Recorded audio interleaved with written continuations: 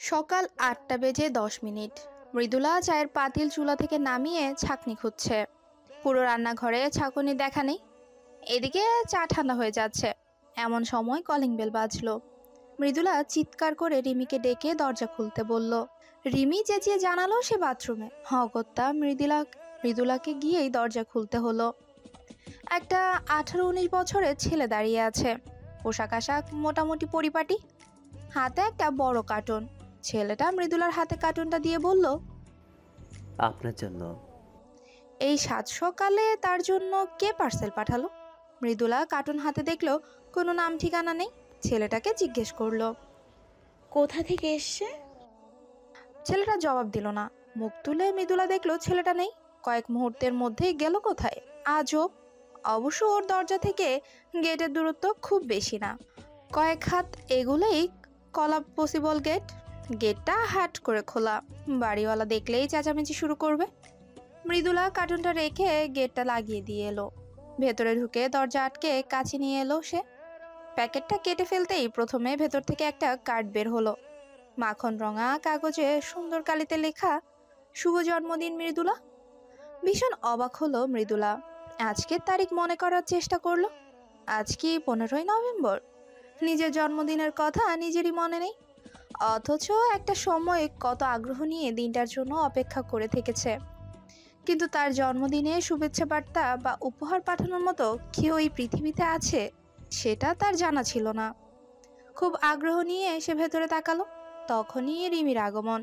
Brush করছে সে। কে পাঠাইছে? জানি না, দেখছি। বয়ফ্রেন্ড হইছে আর বলো নাই? ভালো। বলতে বলতেই বেসিনের দিকে গেল রিমি। এখন সে সময় নিয়ে গোসল করবে, তারপর বেরিয়ে যাবে। অস্থায়ী স্বামী আর কয়েকটা এদিক সেদিকে প্রেমিকদের কাছ থেকে সে যা উপহার পায় তাই অনেক। তাই হয়তো অন্যের জিনিসে তেমন আগ্রহ নেই। মৃদুলা অবাক হয়ে দেখলো ভেতরে অনেকগুলো জামার প্যাকেট। এত জামা! জামাগুলো খুব চমকালো নয়, তবে ভালো কাপড়, দেখতেও বেশ। তবে ভেতরে কোনো নাম ঠিকানা নেই। আশ্চর্য, ভূতে পাঠালো নাকি? মৃদুলা অনেক ভাবলো। গত কয়েক বছরে তার এমন কোনো মানুষের সাথে পরিচয় হয়নি যে তার জন্য দ্বিতীয়বার ভাববে। আশ্চর্য হলেও সত্যি, তার কোনো বন্ধুও নেই। রিমি এসে দাঁড়িয়েছে। মেয়েদের কৌতূহল বোধ হয় এমনই, নিজের হাজার থাকলেও অন্যেরটা দেখে না দেখে উপায় নেই। জামাগুলো হাত ধরে হালকা লেবু রাঙা জামাটা তুলে বলল, এটা পরলে তোমাকে যে লাগবে না। মৃদুলা মৃদু হাসলো। রিমিকে কিছু বলল না। বাক্সটা নিয়ে সে নিজের ঘরে ঢুকলো। প্যারকের পরিচয় না জানা পর্যন্ত জিনিস ব্যবহার করার কোনো মানেই হয় না। হঠাৎ একটা জামার গায়ে স্টেপলার দিয়ে আটকানো কার্ডটা চোখে পড়লো মৃদুলার। কার্ডটা সিএচ গ্লাস কোম্পানির মালিকের, নাম শরীফুল ইসলাম, ফোন নাম্বার, অফিসের ঠিকানা সব লেখা আছে। কার্ডের উল্টো পিঠে সাদা অংশে নীল কালিতে লেখা, বৃহস্পতিবার সকাল 10:30টায় অফিসে দেখা করবে। মৃদুলার কপালে কয়েকটা ভাঁজ পড়ে গেল। এই গ্লাস কোম্পানির মালিকের নামও সে জীবনে শুনেনি। এর সাথে তার যোগাযোগের কোনো কারণও নেই। আজব তো, যাওয়া কি ঠিক হবে? কোনো বিপদ হবে না তো? এই শহরে কি হয় কিছুই বলা যায় না। হতেও পারে কোনো নারী পাচারকারী সংস্থা এটা ফাঁদ পেতে তাকে নিয়ে আটকে ফেলবে। ভাবনাটা গাঢ় হতেই হেসে উড়িয়ে দিল মৃদুলা। মতিঝিলের মতো ব্যস্ত এলাকায় একটা অফিসে কেউ তাকে অপহরণ করবে, ব্যাপারটা ভাবা যায় না। কিন্তু যাওয়া কি ঠিক হবে? অবশ্যই উপহার আর বিশেষ করে জন্মদিনে শুভেচ্ছা জানানোর ব্যাপারটা বেশ রহস্যময়। এই রহস্যের টানেই তাকে যেতে হবে বৃহস্পতিবারে। চায়ের কথা মনে পড়তেই রান্নাঘরে ছুটল মৃদুলা। চায়ের পাতিল উল্টে আছে। ধূসর রঙের বেড়ালটা তাকের উপর দাঁড়িয়ে সবুজ জ্বলজ্বলে চোখে তাকিয়ে আছে তার দিকে। 8তলা হালকা হলুদ রঙের দালান। নিচে রিসেপশন থেকে মৃদুলা জেনে নিল শরীফুল ইসলামের অফিস 6th ফ্লোরে। লিফটে উঠে বোতাম চাপল সে। নিঃশ্বাস বন্ধ হয়ে আসছে তার। বদ্ধ জায়গা বলে নয়, প্রবল উত্তেজনায় বুকের ভেতর ভয়টা জেগে বসেছে। 7তলায় নেমে একটু এগিয়ে যেতেই সেদিনের পার্সেল নিয়ে যাওয়া ছেলেটাকে ট্রে হাতে দেখতে পেল সে। তার মানে ছেলেটা এই অফিসের পিয়ন। ওকে দেখতে পেয়ে ছেলেটা হেসে এগিয়ে এলো, বলল, আসুন ম্যাডাম, স্যার আপনার জন্য অপেক্ষা করছেন। মৃদুলা অবাক হয়ে এগিয়ে গেল। দরজা আলতো খুলে অনুমতি নিয়ে ভেতরে প্রবেশ করলো পিয়ন ছেলেটি। পেছনে মৃদুলা। তাকে দেখতে পেয়ে হাসি ফুটলো শরীফুল ইসলামের মুখে। লোকটাকে এক নজর দেখেই পছন্দ হয়ে গেল মৃদুলার। পুরো দস্তর সাহেব, কোটটাই পরা, দাড়ি গোঁফ মসৃণ করে কাটা, গায়ের রং ফর্সা, মুখটা গোলগাল, চোখের উপর কালো ফ্রেমের চশমাটা মুখে একই সাথে ভারিক্কি এবং সৌম্য ভাব এনে দিয়েছে। বয়স সম্ভবত 40-এর কাছাকাছি হবে। শরীফুল ইসলাম উঠে দাঁড়িয়ে মৃদুলাকে বসতে বললেন। পিয়ন ছেলেটাকে বললেন 2 কাপ কফি পাঠিয়ে দিতে। মৃদুলার অস্বস্তি ভাব পুরোপুরি কেটে গেছে। শরীফুল ইসলাম লোকটা তার মুখোমুখি বসে হাসি হাসি মুখ করেই তাকিয়ে আছে।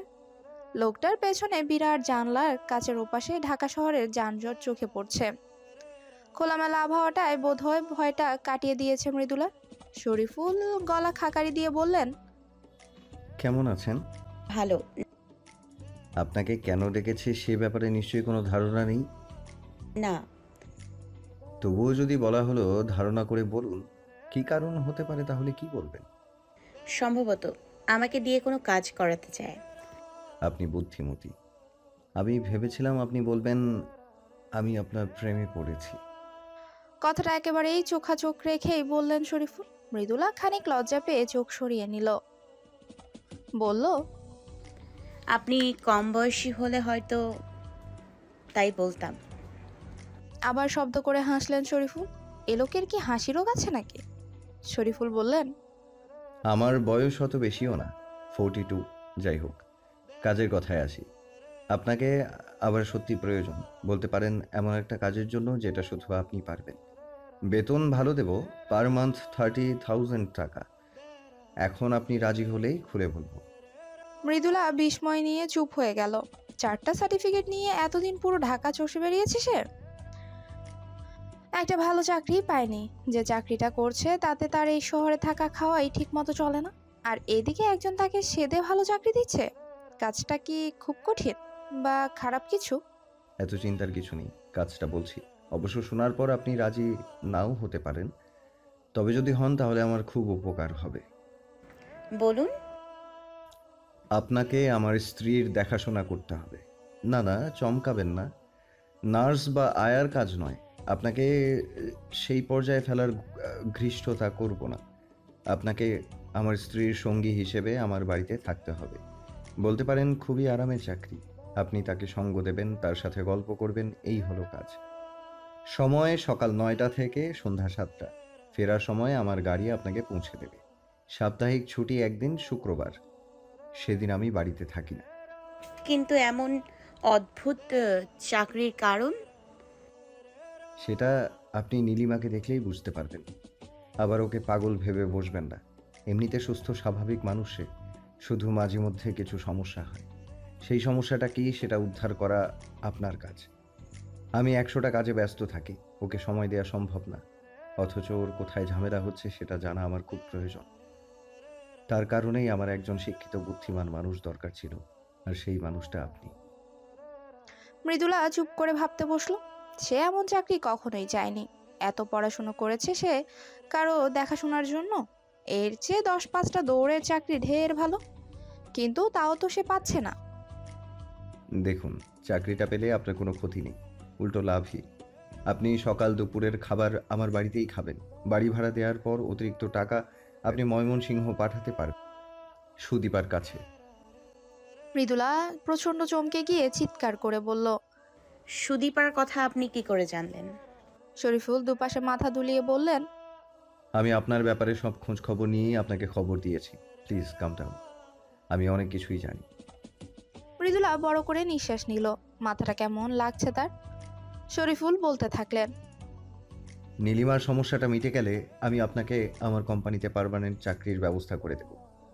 ভবিষ্যৎ নিয়ে আর কোনো চিন্তা করতে হবে না আপনার। পিয়ন এলো কফি নিয়ে। মৃদুলার সামনে রাখা হলো ধোয়া ওঠা কফির কাপ। চা কফি মৃদুলার কাছে অমৃতের মতো। এই কফিটা দেখতেই বেশ লোভনীয় মনে হচ্ছে। উঁচু হয়ে ফুলে ওঠা ফেনার উপরে কফির গুঁড়ো ছিটিয়ে দেওয়া হয়েছে। শরীফুল নিজের কাপ তুলে নিয়ে উঠে দাঁড়িয়ে বললেন, চিন্তায় পড়ে গেলেন দেখছি।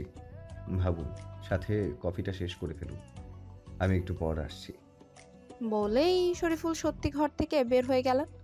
দরজাটা ভিড়িয়ে দিলেন।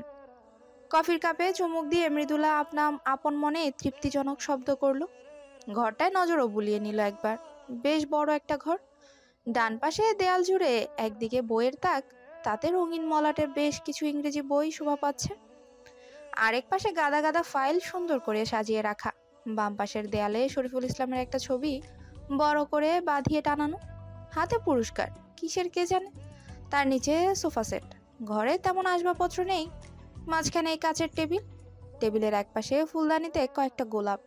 সেগুলো জীবন্ত নাকি প্লাস্টিকের বুঝতে পারল না মৃদুলা। তার মাথা কাজ করছে দ্রুত গতিতে। সিদ্ধান্তের কাছাকাছি এসে আটকে আছে সে। ঠিক 10 মিনিট পর ভেতরে ঢুকলেন শরীফুল। জিজ্ঞেস করলেন, কি সিদ্ধান্ত নিলেন? আমি কাজটা করব। মৃদুলা রাজি হয়ে যাওয়ায় ভীষণ খুশি হয়ে গেলেন শরীফুল। চেয়ারে হেলান দিয়ে বললেন, এবার আমার শর্তগুলো বলছি। শর্ত? অবাক হলো মৃদুলা। এর মধ্যেও আবার শর্ত? আপনাকে একটা কন্ট্রাক্ট পেপারে সাইন করতে হবে, যেখানে লেখা আছে যতদিন নীলিমা ঠিক না হয়ে যাচ্ছে ততদিন আপনি তার দেখাশোনা করবেন। এটা কেমন কথা? আমার কোনো সুবিধা অসুবিধা থাকতে পারে না? আমি আপনার স্ত্রীকে এখন পর্যন্ত দেখিনি। তাকে ঠিক করতে পারবো এমন কোনো নির্ভরতা আমি কেমন করে দিব? আর উনি চিরকাল অসুস্থ থাকলে আমি কি চিরকাল আপনার বাধা হয়ে থাকবো? জি না, এই কন্ট্রাক্টের মেয়াদ 3 বছর। এর পরেও যদি নীলিমা ঠিক না হয় তাহলে আপনি চলে যেতে পারেন। আর আগেই ঠিক হয়ে গেলে আপনি সেটার বদলে অফিসে চাকরি পেয়ে যাবেন। আমি এত কিছু মানতে পারবো না। সাব বলে দিল মৃদুলা। সেখান থেকে উঠে চলে যাওয়ার জন্য পা বাড়ালো। শরীফুল মৃদু হেসে বললেন, যাওয়ার আগে আরেকবার ভেবে দেখুন মৃদুলা, নীলিমা সুস্থ হওয়ার পর আপনাকে যে চাকরিটা দেব সেটা পার্মানেন্ট, বেতনও ভালো হবে। সারা জীবন খুঁজলেও তেমন চাকরি আপনি পাবেন না। আপনার কথা শুনে মনে হচ্ছে পৃথিবীতে একমাত্র আপনি আপনার স্ত্রীকে ঠিক করতে পারেন। তাই যে কোনো মূল্যে আমাকে আপনার প্রয়োজন। ধরে নিন তাই। মৃদুলা কিছুক্ষণ স্থির দৃষ্টিতে শরীফুলের দিকে তাকিয়ে রইল। লোকটাকে দেখতে বিনয়ী মনে হলেও ভেতরে ভেতরে বেশ ধূর্ত। চাচ্ছেটা কি আসলে? আর এই নীলিমা নামক মহিলাটারই বা কি সমস্যা? মৃদুলার পা তার কথা শুনল না। অফিস কক্ষে খুঁটি গেড়ে দাঁড়িয়ে রইল। টাকার অঙ্কটা এই মুহূর্তে তার কাছে যথেষ্ট লোভনীয়। 3টা বছরই তো দেখতে দেখতে কেটে যাবে। আর এক জীবনে অদ্ভুত কিছু অভিজ্ঞতা থাকলে ক্ষতি কি? তাহলে কি ঠিক করলেন? শরীফুলের কথায় ঘোর ভাঙল মৃদুলা। সে একটু চমকে উঠে বলল, কন্ট্রাক্ট পেপার কি রেডি? হ্যাঁ, আসুন। ডিসেম্বর মাসের 1 তারিখ। মৃদুলা শরীফুলের দেওয়া জামাগুলো থেকে দেখছে কোনটা পরা যায়।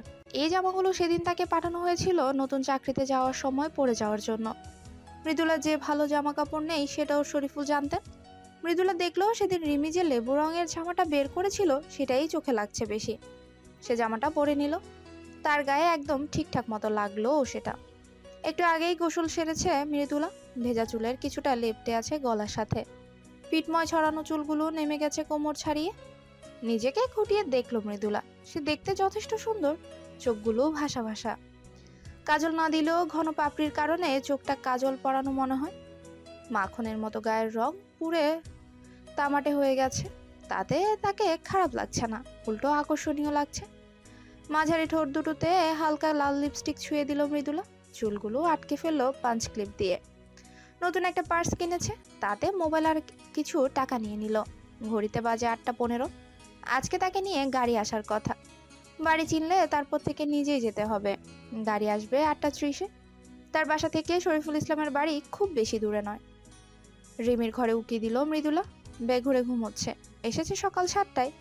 গত রাতে স্বামীর কাছে ছিল সে। রিমির জীবনটা তার থেকে অনেক বেশি অদ্ভুত ভাবল মৃদুলা। তাদের দুজনের কেমন করে দেখা হলো সেটা আরো বেশি অদ্ভুত। রিমি মফস্বলের মেয়ে। দীর্ঘদিনের প্রেমিকের হাত ধরেই পালিয়ে এসেছিল শহরে। এসেই দেখলো তার প্রেমিকের এখানে সংসার আছে, 2টো ছেলে মেয়েও আছে। সে লোক রিমিকে একটা বাড়ি ভাড়া করে রাখলো। স্ত্রীর চোখ ফাঁকি দিয়ে প্রায় চলে আসতো রিমির কাছে। রিমি ছিল এক প্রকার রক্ষিতার মতো। ব্যাপারটা সহ্য হচ্ছিল না তার। এক সময় সে বিদ্রোহ করলো। লোকটার স্ত্রীকে সব বলে দেওয়ার চেষ্টা করলো। তখন বাধ্য হয়ে রিমিকে বিয়ে করলো সে। স্ত্রীকে সরিয়ে নিল অন্য কোথাও, যেখানে রিমির নাগাল পৌঁছবে না। বিয়ে হলেও রিমির জীবনে সৌভাগ্যের বদলে নেমে এলো দুর্ভাগ্য। তার স্বামী তাকে প্রায় মারধর করতে শুরু করলো। মদ খেয়ে এসে অকথ্য ভাষায় গালাগাল করতো আর নির্যাতন শুরু করলো। শুধু এই পর্যন্ত হলেও রিমি মেনে নিত, কিন্তু কিছুদিন পর ওর স্বামী বাইরের মেয়ে নিয়ে আসতে শুরু করলো। রিমির ধৈর্যের বাঁধ ভেঙে গেল একটা সময়। সে পালিয়ে গেল সেখান থেকে। একটা গার্মেন্টসে চাকরি নিয়েছিল রিমি। ছোট্ট একটা বাসা ভাড়া পেয়েছিল বস্তির মতো এলাকায়। দুর্ভাগ্য সেখানেও তাড়া করে বেড়ালো তাকে। সহকর্মী প্রতিবেশীরা সুযোগ পেলেই তাকে ছিঁড়ে খাওয়ার তালে থাকতো। রিমির মানিয়ে নেওয়ার ক্ষমতা অসাধারণ বলতে হবে, সাথে নিজেকে বদলে নেওয়ারও। কালো জগতে পিষ্ট হতে হতে সে নিজেই অন্ধকারে পা বাড়ালো। অচিরেই তার প্রেমিক জুটে গেল বেশ কিছু। সহজলভ্য সে নয়, যার কাছ থেকে ভালো টাকা উপহার পাওয়া যাবে। রিমি তার কেমন করে যেন ফেলে আসা স্বামীর সাথেও তার যোগাযোগ হয়ে যায়। সেই স্বামীও তাকে হাত খরচ দেয়, জিনিসপত্র কিনে দেয়। বিনিময়ে সপ্তাহে 2 দিন সে পুরনো ফ্ল্যাটে রাত কাটায়, তবে একেবারে ফিরে যায়নি সেখানে। তারপর একটা ঘটনার মাধ্যমে মৃদুলার সাথে দেখা। এখন তারা একই বাসায় সাবলেট থাকে। রিমি চাকরি ছেড়ে দিয়েছে। এমনিতে যা পায় তাতেই তার বেশ ভালো চলে যায়। কলিং বেলের শব্দে সম্বিত ফিরে পেল মৃদুলা। পিপ হলে চোখ রেখে দেখলো ড্রাইভারের পোশাক পরা এক লোক দাঁড়িয়ে আছে। তার মানে এসে গেছে ড্রাইভার। সে রিমিকে আলতো করে ধাক্কা দিয়ে জাগিয়ে দরজা লাগিয়ে দিতে বলে বেরিয়ে গেল। মৃদুলা যতটা আলিশান বাড়ি ভেবেছিল শরীফুল ইসলামের বাড়ি তার চেয়ে অনেক বেশি আলিশান। বিশাল লোহার গেটটা খুলতেই ভেতরে মস্ত লনা, পুরোটা কাঁচা সবুজের রঙের ঘাসে ঢাকা। বাড়ির চারদিকে উঁচু সীমানা প্রাচীর, প্রাচীর ঘেঁষে বড় বড় মেহগনি গাছ। একপাশে একজন মালি নজরে পড়ল, মেশিন দিয়ে ঘাস ছাঁটাই করছে। দালানটা ঠিক বাড়ির মাঝখানে, দোতলা সাদা আর হালকা গোলাপির মিশ্রণে রং করা। দোতলার কার্নিশ বেয়ে নেমে এসেছে বাগান বিলাস। বাড়ির বারান্দায় এসে গাড়ি থামলো। মৃদুলা মাটিতে পা দিতে না দিতে কোথা থেকে একটা ধবধবে সাদা লোমওয়ালা কুকুর দৌড়ে এলো তার দিকে। ঘেউ ঘেউ করে ঘুরতেই থাকলো মৃদুলা চারপাশ দিয়ে। মৃদুলা ভড়কে গেল, চিৎকার করে দুহাতে মুখ ঢাকলো সে। তখনই শরীফুল ইসলামের গলা শোনা গেল। কুকুরটাকে শান্ত করলেন তিনি। তারপর মালিকে ডেকে তার হাতে কুকুরের সার্ভ করে কুকুরকে দিয়ে মৃদুলার দিকে তাকিয়ে অস্বস্তি মাখা হাসি দিলেন। বললেন, সরি, আপনি কি খুব ভয় পেয়ে গিয়েছিলেন? মৃদুলা ঢোক গিলে স্বাভাবিক হওয়ার চেষ্টা করে বলল, আমি ঠিক আছি। ভেতরে ঢুকলো তারা। ঢুকে মৃদুলা একটা মহিলাকে দেখতে পেল সোফায় কুশন ঠিক করছে। খুব সাদামাটা বেশভূষা হলেও মৃদুলার বুঝতে অসুবিধা হলো না ইনি শরীফুল ইসলামের স্ত্রী নীলিমা। নীলিমার চেহারা থেকে যেন আভা বের হচ্ছে। লালচে গায়ের রং, চোখ দুটো পদ্মের মতো, চুলগুলো আলতো করে খোপা করা, আর পরে একটা সবুজ রঙা সুতির শাড়ি পরনে, হাতে এক গাছি চুড়ি, গলায় চিকন স্বর্ণের চেন, কানে ছোট্ট এক জোড়া দুল, নাকে একটা বিন্দুর মতো হীরের নাক ফুল। তবুও দেখতে রানীর মতো লাগছে। মৃদুলা হা করে চেয়ে রইল তার দিকে। এত সুন্দর মহিলা সে বোধহয় আগে কোনোদিন দেখেনি। বয়স কত হবে না? 25 থেকে 35, যে কোনো বয়স হতে পারে। নীলিমা মৃদুলাকে দেখতে পেয়ে এসে এগিয়ে এলো। তার একটা হাত ধরে বলল, কেমন আছো? এমন সরল অভিব্যক্তিতে একেবারে গলে গেল মৃদুলা। প্রত্যুত্তরে হেসে বলল, ভালো, আপনি? সকালের নাস্তাটা একসাথে খেলো তারা। শরীফুল বের হয়ে গেলেন নাস্তা করে। নীলিমা মৃদুলাকে নিয়ে বের হয়ে এলো লনে। সকালে খাওয়ার পর খানিক হাঁটাহাঁটি করা নীলিমার অভ্যাস।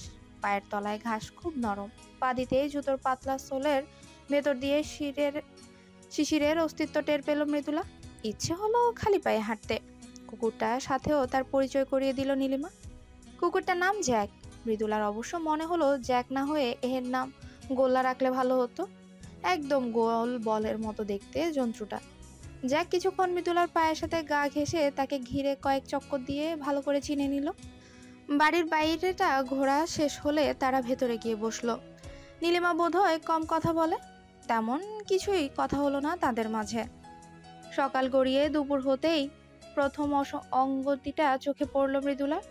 খেতে বসে নীলিমার হঠাৎ মাংসের বাটিটার দিকে তীক্ষ্ণ দৃষ্টিতে তাকিয়ে মৃদুলাকে বলল, কোনো শব্দ শুনতে পাচ্ছ? না তো, কিসের শব্দ?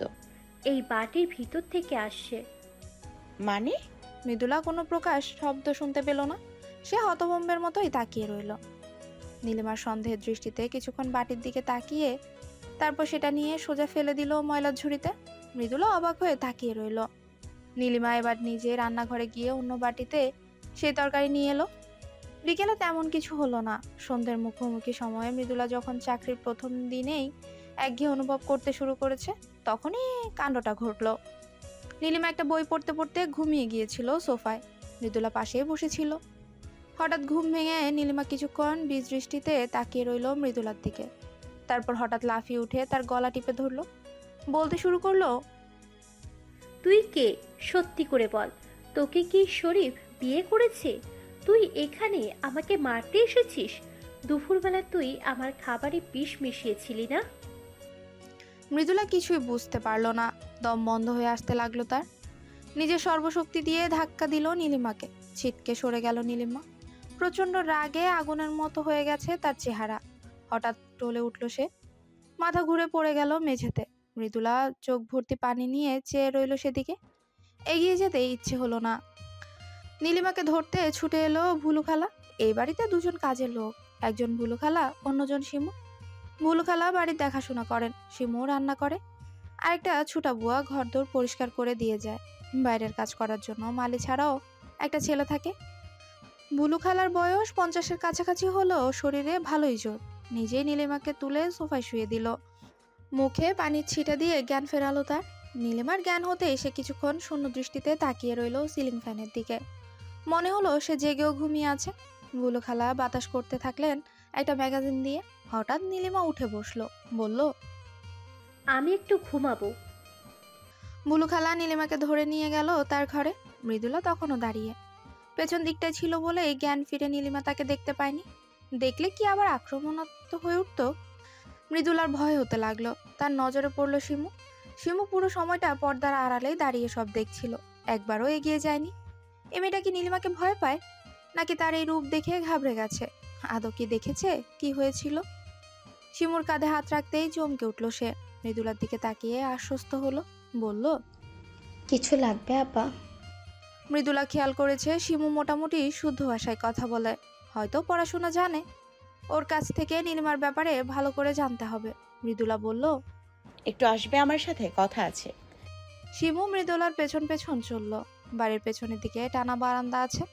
নানা রকমের পাতাবাহার আর ক্যাকটাস দিয়ে সাজানো জায়গাটা। বসার জন্য কয়েকটা চেয়ার আর দোলনা আছে। ওরা দুজন দুটো চেয়ারে বসলো। মৃদুলা জিজ্ঞেস করলো, কবে থেকে এখানে আছো? 3 মাস। তুমি কি পড়াশোনা জানো? শিমু মাথা ঝাঁকিয়ে বলল, জানি, আমি ইন্টার পাস করেছি। মৃদুলা চমকে উঠে বলল, এত দূর পড়াশোনা করে মানুষের বাড়িতে রান্নার কাজ করছো কেন? শিমু মাথা নিচু করে রইল। একটু সময় নিয়ে কথাগুলো গুছিয়ে নিয়ে বলল, আমি অনেক অসুবিধায় ছিলাম আপু। আমার আব্বা ছাড়া পৃথিবীতে কেউ নাই। আব্বা রং মিস্ত্রির কাজ করতো, তাতেই আমাদের সংসার ভালোই চলে যাচ্ছিল। আমি পড়াশোনা করছিলাম। ইন্টার পাসের পরে সরকারি কলেজে অনার্সেও ভর্তি হয়েছিলাম। তখনই আব্বা অসুস্থ হয়ে পড়ে। রঙের কি একটা কেমিক্যালের জন্য হাত পা পড়ে যায়। সেটা ঠিক হতে না হতেই ক্যান্সার ধরা পড়ে। আব্বার পুরোপুরি বিছানায় পড়ে যায়। আমি কোনোদিনও বাইরের কিছুই করিনি। কয়টা টিউশনি শুরু করি, তাতে আব্বার চিকিৎসার টাকা কিছুই বলতে হোক গেলে হয় না। মার্কেটে একটা দোকানে কয়দিন কাজও করেছি, কিছুই কুলাতে পারতেছিলাম না। তখন এই বাড়িতে কাজের সুযোগ পাই। স্যার আব্বার চিকিৎসার সব টাকা দিয়েছেন। বিনিময়ে শুধু 3 বেলা রান্না করতে হয়। মৃদুলা অভিভূত হয়ে গেল। শরীফুল ইসলাম লোকটা তার মানে খুব ভালো লোক? সে শুধুই তাকে ধূর্ত লোক ভাবছিল? হতে পারে লোকটা অভাবীদের সাহায্য করার জন্যই নিজের সামান্য কাজে লাগিয়ে দিচ্ছে। সে বলল, বুঝলাম। এবার কয়েকটা কথার জবাব দেবে ঠিকঠাক। তোমার নীলিমা ম্যাডামকে কেমন লাগে? শিমু ইতস্তত করে বলল, উনি এমনিতে অনেক ভালো। আমাকে আদর করে, গল্প শোনায়। আমার মা নেই শুনে একদিন নিজ হাতে খাইয়েও দিয়েছিল।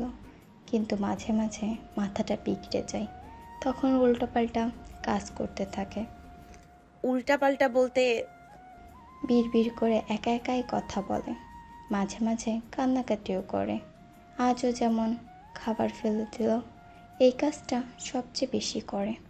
আচ্ছা, স্যারের সাথে ওনার কেমন সম্পর্ক? আমি যতটুকু দেখেছি তাতে ভালোই মনে হয়।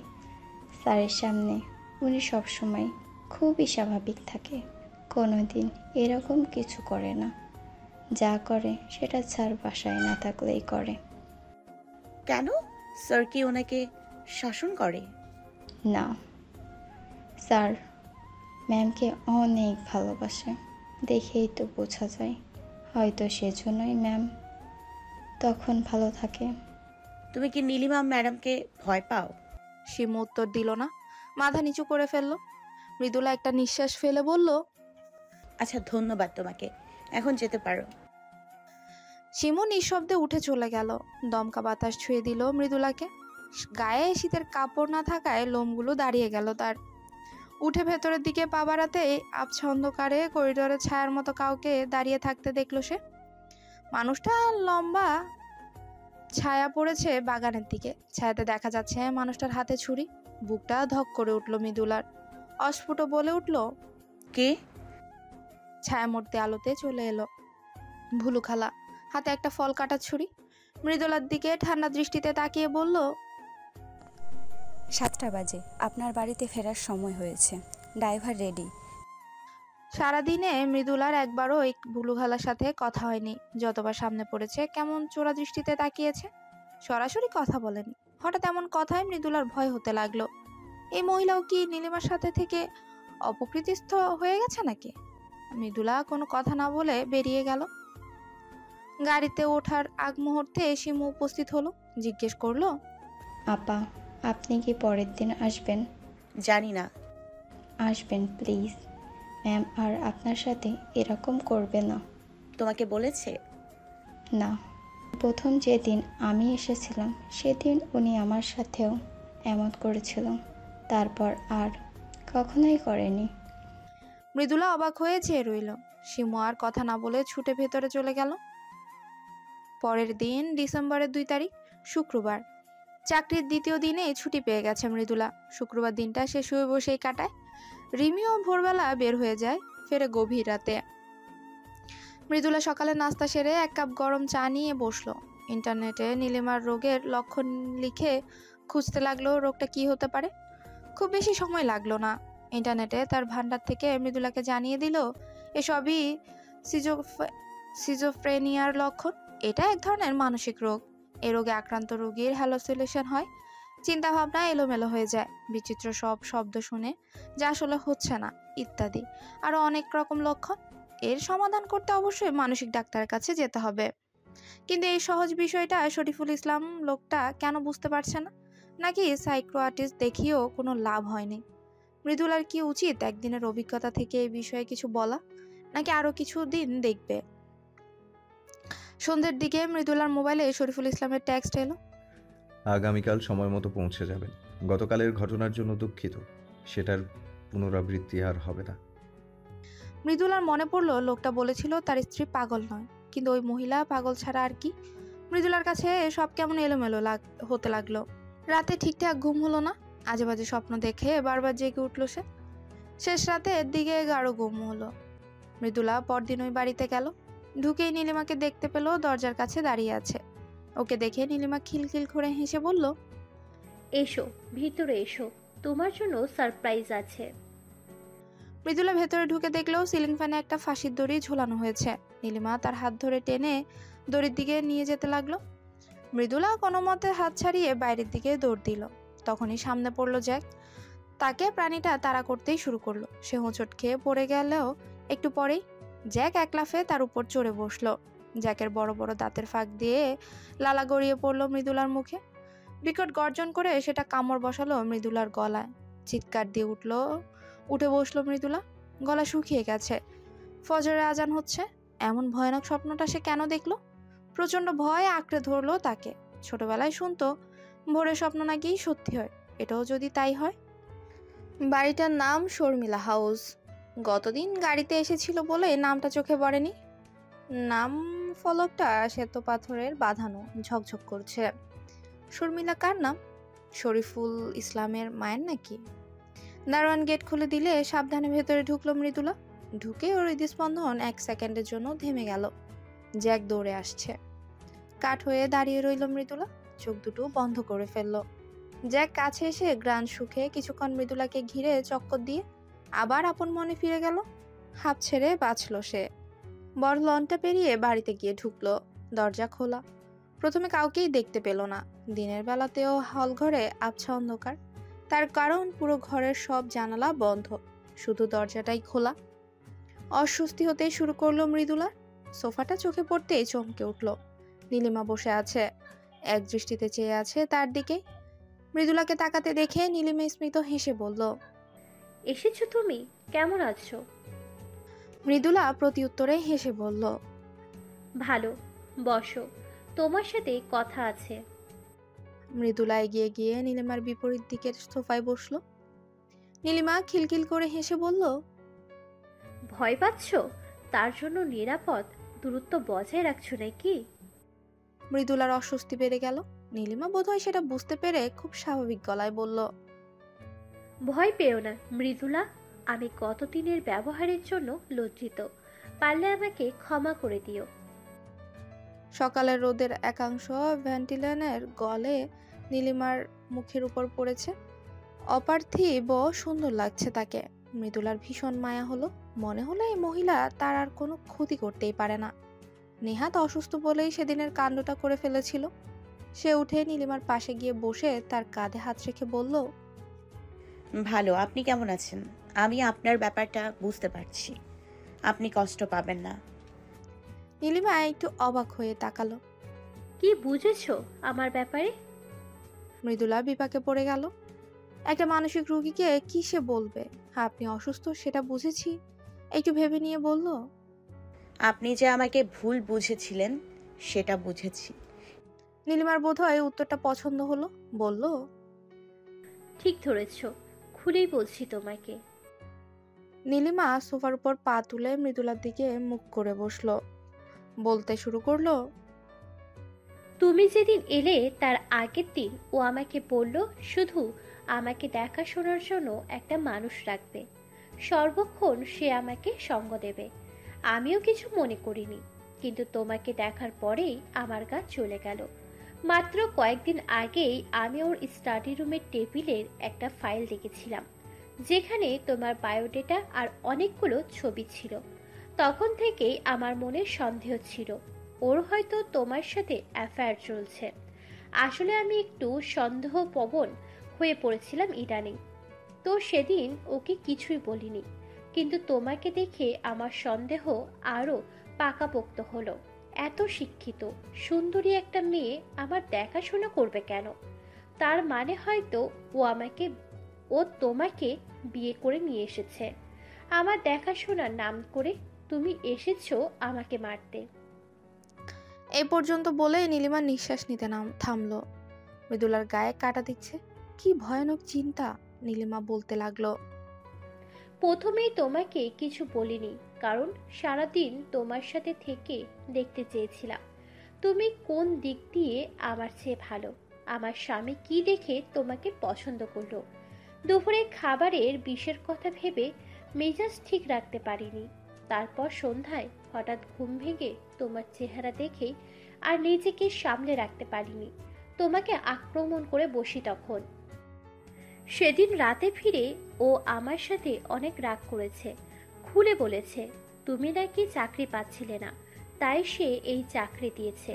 ও চায় আমি সারাদিন কাজের লোকদের সাথে না থেকে একটা শিক্ষিত মার্জিত মানুষের সাথে থাকি, তাহলে এই সময়ে আমার জন্যই ভালো হবে। এই সময়ে মানে? তুমি জানো না আমি বেবি একসেপ্ট করেছি। বলে লজ্জায় লাল টকটকে হয়ে গেল নীলিমা। মৃদুলা বেশ অবাক হলো। কথাটা সে জানতো না। শরীফুল ইসলামের উচিত ছিল তাকে কথাটা জানানো। সেদিন অজ্ঞান হয়ে যাওয়ার পর নীলিমাকে ধরেনি বলে অনুশোচনা হতে লাগলো তার। ও অনেক ভালো, তাই না? আমার খুব খেয়াল রাখে। ভাগ্য করে এমন একটা বর পেয়েছি। হ্যাঁ, এই চলো, খাবে না? ভুলু খালাকে আজকে ভাপা পিঠা বানাতে বলেছি, যা ভালো বানায় না, ঘৃণা পাচ্ছে। এতক্ষণ উত্তেজনায় ঘ্রাণের দিকে খেয়াল ছিল না মৃদুলার। মিষ্টি একটা ঘ্রাণ নাকে ঢুকে পড়ছে। মৃদুলার বহু আগের একটা ঘটনা চট করে মনে পড়ে গেল। গ্রামের ছোট্ট টিনের ঘর, মেঝেটা মাটির। বিকেলে ঘুম থেকে উঠে এই ঘ্রাণটা নাকে এলো তার। ধর্মর করে উঠে বসলো সে। পায়ে পায়ে এগিয়ে গেল মাটির ঘের দেওয়া রান্নাঘরের দিকে। মিনি ফুপুকে দেখতে পেল মাটির হাঁড়িতে পিঠা চড়িয়েছে। ফুফুর পরনে মলিন হয়ে আসা সবুজ পাড়ের লাল শাড়ি, মাথায় ঘোমটা, বাম্পে ভরে আছে রান্নাঘরটা। চুলায় লাকড়ি পোড়ার সাথে পিঠের গ্রান মিশে মিষ্টি একটা ঘোর লাগা ও আবহ সৃষ্টি হয়েছে। কুয়াশায় ঘিরে আসছে প্রকৃতি। শীতে কাচুমাচু হয়ে চুলার কাছে গিয়ে পিড়ি পেতে বসলো মৃদুলা। সন্ধেবেলা ঘরে ফিরতে থাকা পাখিদের কিচিরমিচিরে শুনতে শুনতেই ধোয়া ওঠা গরম পিঠা মুখে পড়ল। কি ভাবছো এত? নীলিমার ধাক্কায় বাস্তবে ফিরল মৃদুলা। মৃদু হেসে বলল, কিছু না, চলুন। খাবার টেবিলে যেতে যেতে একটা দীর্ঘশ্বাস ফেলল মৃদুলা। মিনি ফুপু কি বেঁচে আছে এখনো? এখনো কি পিঠা বানায়? মৃদুলাকে কি মনে পড়ে তার? টেবিলের পাশে শিমু হাসি হাসি মুখ করে দাঁড়িয়ে আছে। মৃদুলাকে দেখে চোখ ইশারা করে বুঝিয়ে দিল সে এসেছে বলেই খুশি হয়েছে মেয়েটা। খাওয়ার পর্ব শেষে ওরা লনে কিছুক্ষণ হাঁটলো। নীলিমাকে বই পড়ে শোনালো মৃদুলা। দুপুরে খাওয়ার পর নীলিমা ঘুমাতে গেল নিজের ঘরে। মৃদুলাকেও গেস্ট রুমটা খুলে দিল, বলল বিশ্রাম নিতে। গেস্ট রুমের ধবধবে সাদা বিছানায় বসতে গা ডুবে গেল মৃদুলার। নরম পালকের মতো বিছানা। শোয়ার সাথে সাথেই ঘুমে জড়িয়ে এলো চোখ। গত রাতে ঘুম হয়নি বলেই হয়তো ঘুমটা গভীর হলো। সে যখন উঠল তখন চারদিক অন্ধকার। হাত ঘড়ি দেখে আঁতকে উঠল সে। রাত 9টা বাজে। তাকে কেউ ডাকেনি কেন? দ্রুত নিজেকে গুছিয়ে নিয়ে ঘর থেকে বের হলো মৃদুলা। নীলিমাকে দেখতে পেল না কাছে পিঠে। হল ঘরে ঢুকতেই শরীফুল ইসলামের সামনে পড়ে গেল। শরীফুল বাঁকা হাসি হেসে বলল, আপনাকে আমার স্ত্রীর দেখাশোনা করতে রাখা হয়েছে, ঘুমাতে নয়। যান, গাড়ি রেডি আছে। এরপর যেন এমন না হয় কাজে ফাঁকি দেয়া লোকদের আমি একদম দেখতে পারি না। সেদিনের অত অদ্র ব্যবহারের পর আজকে চোখ রাঙানোটা হজম করতে কষ্ট হলো মৃদুলার। চাকরির দ্বিতীয় দিনেও ভারাক্রান্ত মন নিয়ে বাড়ির দিকে রওনা হলো সে। দীর্ঘক্ষণ ঘুমানোর কারণে শরীরটা অবসন্ন লাগছে মৃদুলার। এলোমেলো পা ফেলে বাড়িতে ঢুকলো সে। বাইরে থেকে শোনা যাচ্ছে রিমি কারো সাথে চেঁচিয়ে ঝগড়া করছে। ফোন কানে নিয়ে কথা বলতে বলতে গেট খুললো রিমি। তারপর নিজের ঘরে ঢুকে দরজা আটকে দিল। বাইরে থেকে অস্পষ্টভাবে কানে আসছে অশ্রাব্য গালাগাল। মৃদুলা ঘরে ঢুকে থম মেরে বসে রইল অনেকক্ষণ। নড়তেও ইচ্ছে করছে না এই মুহূর্তে। মাথায় এলোমেলো জট পাকানো চিন্তারা ঘুরপাক খেয়ে যাচ্ছে। কতক্ষণ বসেছিল জানা নেই। রিমির ডাকে সম্বিত ফিরল তার। তুমি কি খেয়ে আসছো? না। ও, আমিও খাই নাই, রান্নাও করি নাই কিছু। ভাবছি তোমার থেকে ভাত নেব আজকে। এসে দেখি তুমিও আসো নাই, রান্নাও করো নাই। ও। রিমি চলে গেল। একটু পরে ফিরে এলো দুটো প্লেট নিয়ে। দুজনের জন্য একটা করে বার্গার। রিমি হাসি মুখে বলল, অর্ডার করে ফেলছি। ওই যে বড় রাস্তার মোড়ে যে রেস্টুরেন্টটা হয়েছে না, এত ভালো, হোম ডেলিভারিও দেয়। সুবিধাই হইল আমার। নাও খাও। মৃদুলাও খেয়াল হলো তার যথেষ্ট ক্ষুধা লেগেছে। পেট চৌচো করছে। বার্গারটা তুলে কামড় বসালো সে। রিমি কথা ছাড়া থাকতে পারে না, বকেই যাচ্ছে এক মনে। আমি ভাবছিলাম তুমি খেয়ে আসছো, তাই শুধু নিজের জন্য অর্ডার করছিলাম। এখন দেখি ভালো হয়েছে, দুটো খেতে পারতাম না। সাইজে ভালোই বড়, তাই না? হুম সস দিয়ে খাও না। হুম কি হয়েছে তোমার? কিছু না। তুমি যেখানে কাজে যাও সেখানকার ঠিকানা দিও তো। মৃদুলা একটু চমকে বলল, কেন? এই যে তুমি রাত করে আসলা, কখনো তো এত রাত বাইরে থাকতে দেখি নাই তোমাকে। টেনশন হইতেছিল। তাছাড়া আমি কত লোকজন চিনি, তুমি তো বলতে গেলে একা। আমাকে সব জানাই রাখবা, নয়তো বিপদে পইরা গেলে খোঁজও পাবো না তোমার। মৃদুলা চোখ দুটো ছলছল করে উঠল। তার আপনজন কেউই নেই। মাঝে মাঝে রিমি মেয়েটা তার জন্য এতভাবে মন ভরে যায় তার। রিমির অবশ্য মৃদুলার আবেগী চেহারাটা খেয়াল করলো না। সে মনোযোগ দিয়ে খাচ্ছে। বার্গারের ভেতর থেকে লেটুস পাতা বের করে এক কোণে রেখে দিয়েছে। রিমি পাতা বা শাক জাতীয় কিছুই কখনো খায় না। ব্যাপারটা বেশ অবাক করে মৃদুলাকে। তার কারণ মৃদুলারও মা এসব খেত না, মৃদুলার মাও এসব খেত না। নিজের মায়ের সাথে রিমির অদ্ভুত মিলটা মৃদুলাকে প্রায়ই তার মায়ের কথা মনে করিয়ে দেয়। মায়ের স্বভাবগুলো অবশ্য সে নিজের চোখে দেখেনি, সব শুনেছে মিনি ফুপুর কাছে। রাত গভীর হয়ে এলো, মৃদুলার চোখে ঘুম নেই। সে বড় এক মগ কফি বানিয়ে বারান্দায় গিয়ে বসলো। এই ছোট্ট 2 রুমের বাসারও এক চিলতে বারান্দা আছে। বারান্দার ওপাশের দৃশ্য মোটেও মনোমুগ্ধকর নয়। পাশে একটা এদো গলি, তারপর টিনের একতলা বস্তি। অনেক লোকজন গাদাগাদি করে থাকে। সারাদিন ঝগড়ার শব্দ কানে আসে। ন্যাংটো বাচ্চারাও গলিতে ধুলো মেখে খেলে। এখন অবশ্য সব শুনছান। শীতের রাতে একটা কুকুরও রাস্তায় নেই। আকাশে আধভাঙা চাঁদ, হিমেল বাতাস ওর গায়ের পাতলা চাদর ভেদ করে ঠান্ডার হুল ফুটিয়ে দিচ্ছে। মৃদুলার ঘুরে ফিরে পুরনো কথা মনে পড়ছে। মায়ের মুখটা তার ঠিকঠাক মনে নেই। একটা লম্বা অভয়, সারাক্ষণ পান চিবিয়ে ঠোঁট দুটো রাঙা করে থাকতো। ব্যাস এটুকুই ওর মায়ের স্মৃতি। মুখটা গোল না লম্বাটে, মা শাড়ি পরতো না সালোয়ার কামিজ, মায়ের চোখ কেমন ছিল কিচ্ছু মনে নেই। মাত্র 4.5 বছর বয়সে মাকে শেষ দেখেছিল সে।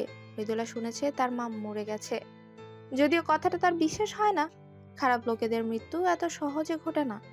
মৃদুলার কেন যেন মনে হয় একদিন তার মায়ের সাথে দেখা হয়ে যাবে। সে দেখলেই চিনতে পারবে মহিলাকে। সে শুধু একটা কথাই মাকে জিজ্ঞেস করবে, তাকে এই অভিশপ্ত জীবনদানের কারণ কি। চাকরির 3য় দিন। মৃদুলা সময় মতো পৌঁছে গেল। নীলিমা তখন মাত্র ঘুম থেকে উঠেছে, চুল এলোমেলো। মৃদুলাকে আসতে দেখে মৃদু হেসে বলল, কাল কখন চলে গিয়েছিলে ভাইয়া? আমি যখন তোমায় খোঁজ করলাম, ও বলল তুমি নাকি চলে গেছো। মৃদুলা বলল, সরি, আমার ঘুম ভাঙতে দেরি হয়েছিল বলে আপনার সাথে থাকতে পারিনি। ধুর, সরির কি আছে? ভুলু খালা ডাকতে চেয়েছিল তোমাকে, আমিই নিষেধ করেছি। তোমারও তো একটু বিশ্রামের দরকার আছে, বলো। ও, একটা কথা বলি, এই বাড়িটাকে নিজের বাড়ি মনে করে থাকবে, আর আমাকে আপন বোন ভাববে। ভালো কথা। তুমি আমাকে কিছু ডাকো না কেন? বেশিরভাগ কথা ভাব পাচ্ছে চালিয়ে দাও। এভাবে চলবে না, আপু ডাকবে, কেমন? আচ্ছা। সকালের খাওয়া শেষে নীলিমা একটা সিনেমা দেখতে বসলো। মৃদুলা সিনেমাটা আগে দেখেছে, তাই এখন দেখতে ইচ্ছে করছে না, তবুও বসে রইল। খানিকক্ষণ পরেই মনে হলো কে যেন ওকে ইশারা করছে কিছু। হালকা শীষ বাজানোর শব্দ আসছে থেমে থেমে। মৃদুলা পেছনে তাকিয়ে দেখলো শিমু পর্দার আড়ালে দাঁড়িয়ে আছে। মৃদুলাকে তাকাতে দেখে হাত ইশারা করলো। মৃদুলা বাথরুমে যাওয়ার নাম করে উঠে এলো। শিমু তাকে নিয়ে একটু দূরে গিয়ে বলল, ম্যাম আপনাকে মিথ্যা কথা বলেছে। কোনটা মিথ্যে বললো? মৃদুলা অবাক হলো।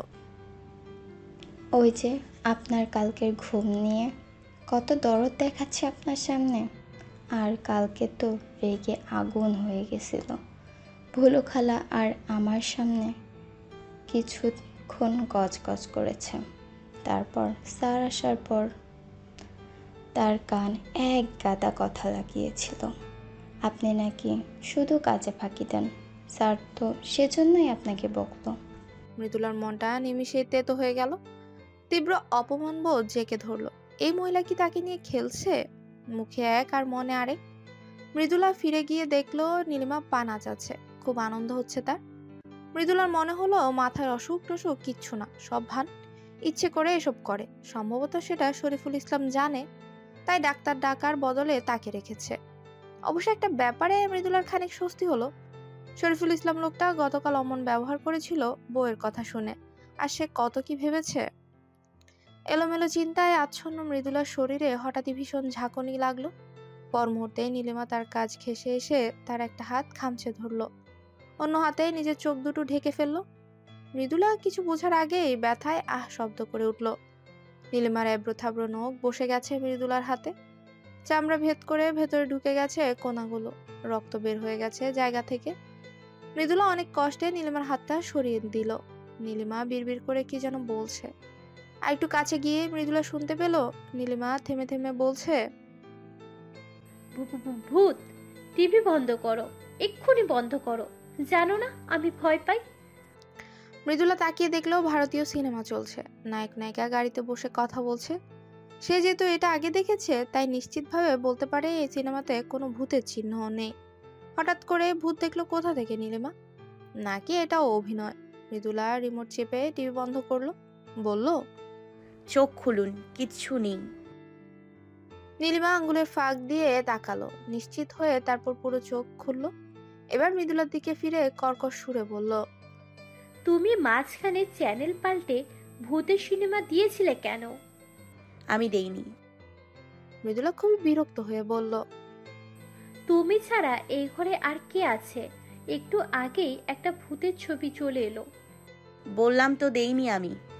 নীলিমা তার কথা কানেও তুলল না, উঠে চলে যেতে যেতে বলল, আর কখনো এই কাজ করো না, আমি অনেক ভয় পাই।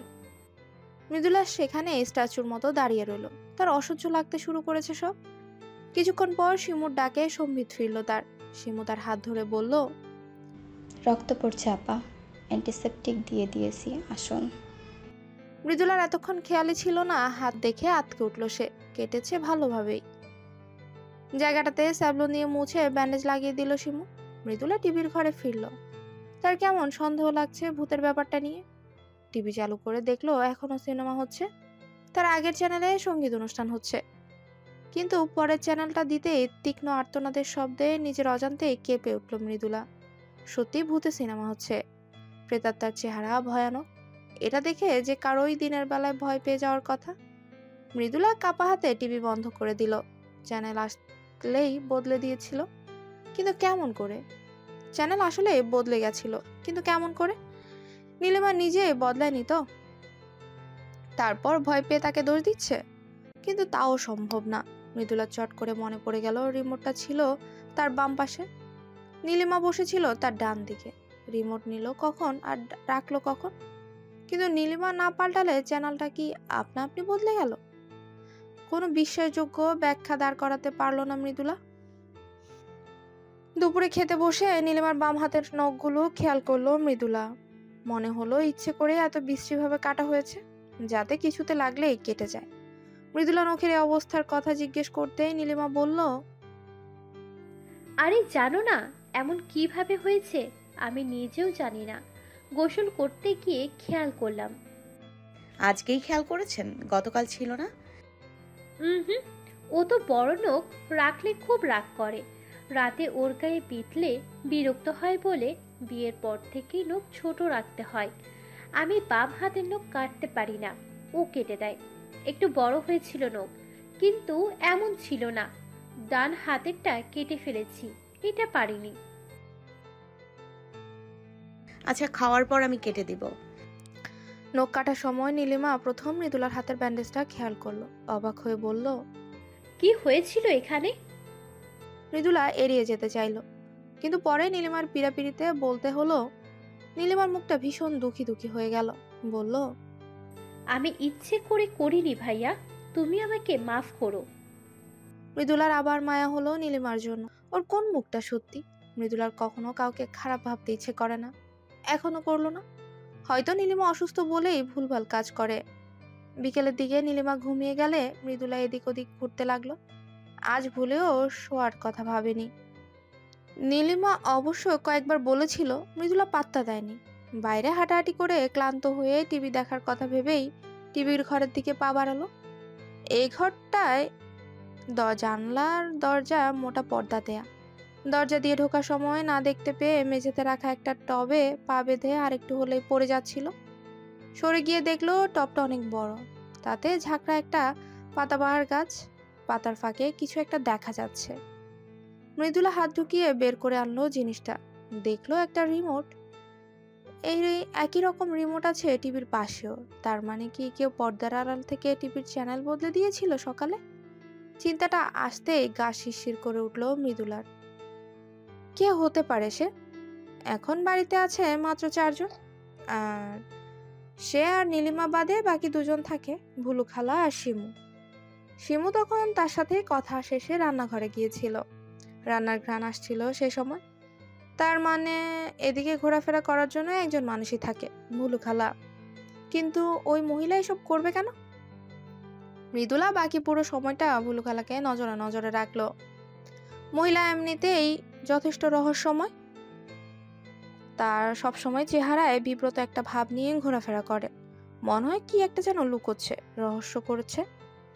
সন্ধ্যের একটু পর মৃদুলা হঠাৎ নীলিমাকে জিজ্ঞেস করলো, আচ্ছা, আপনাকে কয়েকটা প্রশ্ন করি আপু।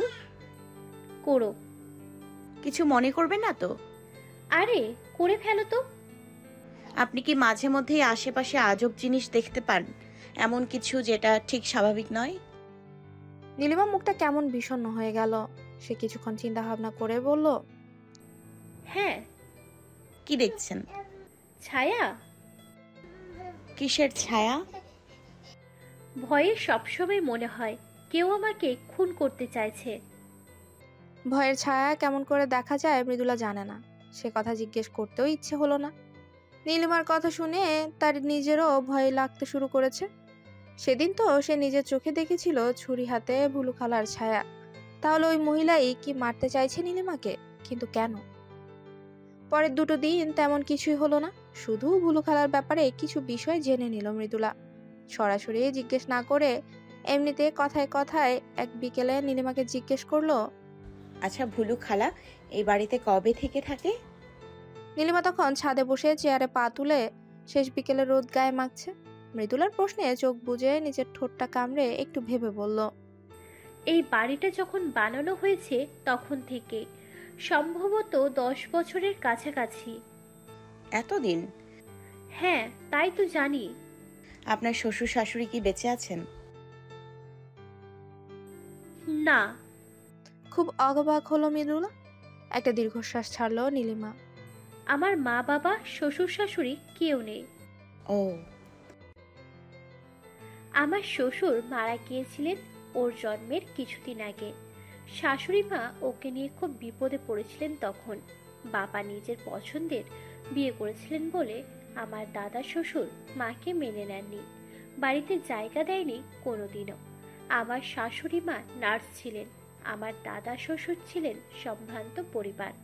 সেই জন্য বাবা মারা যাওয়ার পরেও মাকে ওই বাড়িতে তোলেননি তিনি। কিন্তু দাদার একটাই ছেলে ছিল, ওর বাবা। উনি মারা যাওয়ার পর সব সম্পত্তি ওই পায়। এখানে আগের বাড়িটা ছিল, ও সেই বাড়ি ভেঙে এটা বানিয়েছে। যে বাড়িতে ওর মায়ের জায়গা হয়নি সেখানে ও থাকতে চায়নি। আপনার শাশুড়ি মারা গেছেন কবে? ওর বয়স যখন 17 তখন হার্টের সমস্যা ছিল, অপারেশন করতে গিয়ে মৃত্যু। আহারে। তখন থেকেই ভুলু খালা ওর দেখাশোনা করেন। ওরা আগে যে গ্রামে থাকতো সেখানেই ভুলু খালাও থাকতেন। প্রতিবেশী ছিলেন, ভালো সম্পর্ক ছিল। মা মারা যাওয়ার আগে ওনাকে বলে যান ছেলে দেখাশোনা করতে। তখন থেকে ও যেখানে, খালাও সেখানে। আর ভুলু খালার পরিবার? ওনার কেউ নেই, অল্প বয়সে বিধবা হয়েছিলেন, সন্তান ছিল না। মা বাবার বোঝা হয়েছিল।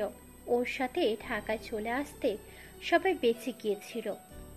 তার মানে দুঃখী মহিলা। হ্যাঁ, একদম।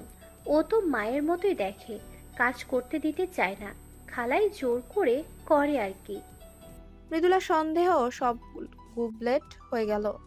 বুলু খালা হয়তো মানুষ ভালোই তাহলে, কিন্তু হিসেব মিলছে না। যাকগে, পরে নীলিমা আবার ভুলু খালাকে নিয়ে তার এত আগ্রহ দেখে কিছু ভেবে বসে কিনা। সে অন্য প্রসঙ্গে চলে গেল। আপনাদের বিয়ে হয়েছে কতদিন? 5 বছর 3 মাস। ও। সন্ধে হয়ে আসছে। বিকেলে রোদ মরে গিয়ে পাতলা কুয়াশা জমতে শুরু করেছে। মৃদুলা বলল, চলুন আপু, নিচে যাই, আপনার ঠান্ডা লেগে যাবে আবার। নীলিমা হেসে বলল, অনেক দিন পর ছাদে এলাম গো। কনসেপ্ট করার পর থেকে আসা হয় না। খালা বা শিমুকে বললেও ঠিক ভরসা পাই না। তোমার জন্য আসা হলো। আচ্ছা চলুন। আর একটু থাকি, এখানে বসে কথা বলতে ভালো লাগছে। পরে ঠান্ডা লাগলে স্যার আমাকে বকবেন। নীলিমা হিহি করে হেসে বলল, স্যারকে ভয় পাও নাকি? ও কিছু বলবে না। না বলুক, চলুন তো। নীলিমাকে অবশেষেও বলল। নিচে নীলিমার ঘরে এসে বসলো ওরা। নীলিমা পিঠের নিচে দুটো বালিশ দিয়ে আছোয়া হয়ে বলল, আমার বাপের বাড়ি কেউ নেই জানো। ছোটবেলা থেকে আমি একদম নিঃসঙ্গ। এই প্রথম আমার কাউকে বন্ধু ভাবতে ইচ্ছে করছে, সে হলো তুমি। আমি আমি বন্ধু হিসেবে একদম বোরিং। সমস্যা নেই, ইন্টারেস্টিং বন্ধু কেমন হয় আমি জানি না। বন্ধু হইনি কেন? নীলিমা চোখ দুটো জানলা ছাপিয়ে বহু দূর চলে গেল। কিসের একটা ঘুরে চলে গেল যেন। হঠাৎই ধুম করে বাস্তবে ফিরে এসে বলল, আমি বিয়ের আগের পুরোটা জীবন চার দেওয়ালের মধ্যেই কাটিয়েছি। আমাকে জন্ম দিতে গিয়ে আমার মা মারা যায়। বাবার মাথায় একটু সমস্যা ছিল। সে সবসময় ভাবতো বাইরে বের হলেই আমার বিপদ হবে। আমাকে আটকে রাখতো উঁচু পাঁচিল দিয়ে ঘেরা বাড়িতে, যেখান থেকে একটুখানি আকাশ দেখা যেত। আমাদের আত্মীয় স্বজন বলতে কেউ ছিল না। চার দেওয়ালের মাঝেই আধো পাগল বাবার সাথে বড় হয়েছি আমি। পড়াশোনার জন্য বের হতে হয়নি। বাড়িতে শিক্ষক এসে পড়িয়ে যেত, তাও কাউকে 6 মাসের বেশি রাখা হতো না। কাজের লোক ছিল 2 জন, তাও ভূতের মতো নিঃশব্দে কাজকর্ম করত। আমার সঙ্গী বলতে গেলে কেউই ছিল না। একা একা কাঁদতাম, বাবাকে কিছু বলতেও পারতাম না। খুব ভয় পেতাম তাকে। বাইরে কখনো যাওয়ার হলে বোরখায় মুড়ে গাড়ির জানালা বন্ধ করে যেতে হতো। বিয়ের আগে বাহিরের পৃথিবীর সাথে কোনো যোগাযোগই ছিল না। বন্ধু তো অনেক দূরের কথা। নীলিমা নিঃশ্বাস ফেলার জন্য থামলো, তারপর বলতে শুরু করলো, আমার বয়স যখন 20, তখন বাবার সাথে ওর খুব খাতির হয়ে যায়। সম্ভবত ব্যবসায়িক কাজে আলাপ হয়েছিল। এতটাই ভালো সম্পর্ক হয় যে ওকে বাবা বাড়িতে নিয়ে যায়, আমার সাথে আলাপ করিয়ে দেয়। খুব অবাক হয়েছিলাম। কোনোদিন তেমন মানুষের সাথে মেশা হয়নি বলে ভীষণ অস্বস্তি হচ্ছিল। একসময় যাওয়া আসা করতে করতে ওর সাথে আমিও ফ্রি হয়ে যাই। কিছুদিন পর জানতে পারি বাবা ওর সাথে আমার বিয়ে ঠিক করেছে। বিয়ের পর প্রথম বাইরে দুনিয়া দেখার স্বাদ পাই আমি। তবু বাবা রেস্ট্রিকশন মেনে চলতে হতো।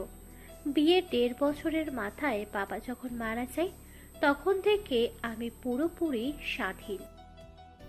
কিন্তু সমস্যা কি হলো জানো? বাবার যে অসুখটা ছিল সেটা তার মারা যাওয়ার পর আমাকে পেয়ে বসলো। কেন যেন সারাক্ষণ মনে হতে থাকে কেউ আমাকে মারতে চাইছে। চারিদিকে শুধু শত্রু আর শত্রুর অজস্র চোখ। তাই এখন নিজে গৃহবন্দী হয়ে আছি, বাইরে যেতে ভয় হয়। মৃদুলা তন্ময় হয়ে শুনছিল। নীলিমা থেমে থেমে বলল, আপনি যখন বুঝতে পারছেন কিছু সমস্যা আছে, তখন সাইকিয়াট্রিস্ট দেখাচ্ছেন না কেন? দেখিয়েছি, ওষুধও দিয়েছে, এক্সারসাইজ দিয়েছে, আর বলেছে রিল্যাক্স থাকতে। এমনিতে আমি সবসময় রিল্যাক্সেই থাকি। মাঝে মাঝে হঠাৎ গড়বড় হয়ে যায়, তখন ডাক্তারের কথা মনে থাকে না। বাচ্চাটা হয়ে গেলে হয়তো সব ঠিক হবে। জানি না ভাইয়া। নীলিমা ছোট্ট একটা নিঃশ্বাস ফেললো, গলাটা খাদে নামিয়ে বলল, আমার এখন সবচেয়ে বেশি সন্দেহ হয় কাকে জানো? কাকে? শিমুকে। এত ছোট্ট একটা মেয়েকে রান্নার জন্য রেখে দিল ও। কত বললাম এই মেয়ে কেন। ও বলল শিমু নাকি খুব ভালো রাঁধে। ওর বাবা বাবুর্চি, ওর থেকে শিখেছে। জোর করে রাখলো শিমুকে। পরে খাবার খেয়ে দেখি আসলে ভালো রাঁধে। তাই আর কিছু বলিনি। কিন্তু 3টে মাস থাকলো, তাও মেয়েটা আমাকে কেমন অদ্ভুত দৃষ্টিতে দেখে। ওর চোখের দিকে তাকালে মাঝে মাঝে গা ছমছম করে। মৃদুলা দম আটকে আসলো। এই বাড়িতে হচ্ছেটা কি? আর শিমু সেদিন বলল ওর বাবা রং মিস্ত্রি, তাহলে বাবুর্চি হয়ে গেল কবে? সে জিজ্ঞেস করলো, শিমুর বাবার নাকি ক্যান্সার। ধুর, কে বলল? ওই মেয়ে বলেছে, মিথ্যাবাদী একটা। ওর বাবা তো সেদিনও এসেছিল মেয়ের কাছে টাকা নিতে। বাপটা আস্ত হারামি। মেয়েকে দিয়ে খাটিয়ে সেই টাকা দিয়ে ফুর্তি করে বেড়ায়। মৃদুলার মাথাটা ঝিমঝিম করতে লাগলো। শিমু সেদিন এতগুলো মিথ্যে কথা বলল কেন? নাকি নীলিমা ভুল বকছে? সেদিনের মতো সময় শেষ হয়ে গেলে ফিরে গেল মৃদুলা। গেট থেকে বের হওয়ার সময় দেখতে পেল জ্যাকের সাথে আপন মনে কথা বলছে বুলু খালা। দূর থেকে কথা শোনা গেল না, তবে কৌতূহলী হয়ে চেয়ে রইল মৃদুলা। বুলু খালাকে এই প্রথম হেসে কথা বলতে দেখলো সে, তাও কুকুরের সাথে।